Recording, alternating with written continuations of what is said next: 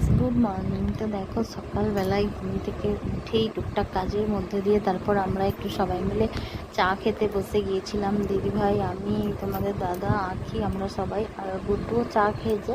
তো আঁখিদের আজকে গানের টিচার এসেছিলো, তো সেই জন্য আঁখি হচ্ছে যে আগে স্যার এসে গিয়েছিলো বলে ও আগে মানে কিছু না খেয়েই মুখটা ধুয়ে গান করতে বসে গিয়েছিলো। আর গুড্ডু তো আঁখির পরে পড়ে, তো সেই জন্য গুড্ডু ঘুম থেকেও তো সকালবেলা উঠতে চায় না, ওকে জোর করে তুলিয়ে উঠে একটু চাটা খেয়ে ও করেছিল, মানে তবলা করেছিল। তারপর এসে দেখছি ওর বাবার কাছে শুয়ে পড়েছে। আর এইখানে দেখো তারপর আমাদের তো টুকটাক কাজ হচ্ছিলো, তারপরে চাটা খেয়ে উঠে কাপড় টাপড় কাচাকুচি করে যেগুলো যা সকালবেলা টুকটাক কাজ থাকে আর কি, সেইগুলো করে গুড্ডুকে একটু টিফিন বানিয়ে দিয়েছিলাম আজকে, ডিম টোস্ট। তো সেই রকমই হচ্ছে কি যে কী নিয়ে যাবে ভেবে পাচ্ছিলাম না, তো তারপর বললাম পাউরুটি আছে একটু ডিম টোস্ট করে দিই। তো তারপর এই যে গ্যাসটা একটু পরিষ্কার করে নিচ্ছিলাম, যেহেতু